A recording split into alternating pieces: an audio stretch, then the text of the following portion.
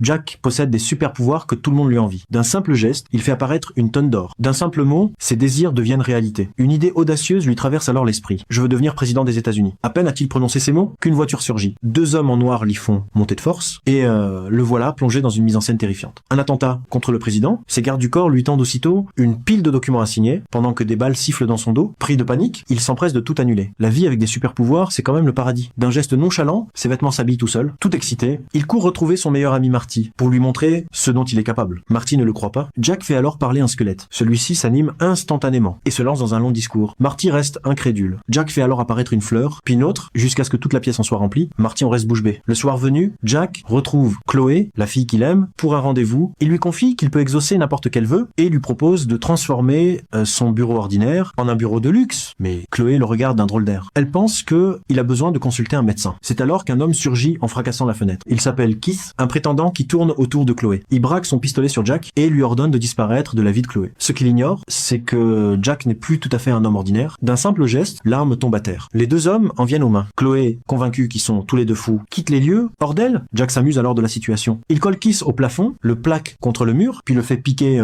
du nez dans un pot de fleurs. Je peux te donner 1 million en un claquement de doigts ou te faire disparaître tout aussi vite. Keith tourne en rond, complètement désorienté, mais profitant d'un moment d'inattention, il saisit un pot de fleurs et assomme Jack d'un coup sec. Il le ligote aussitôt. Keith a un plan fou en tête et il compte bien utiliser les super pouvoirs de Jack pour le mener à bien.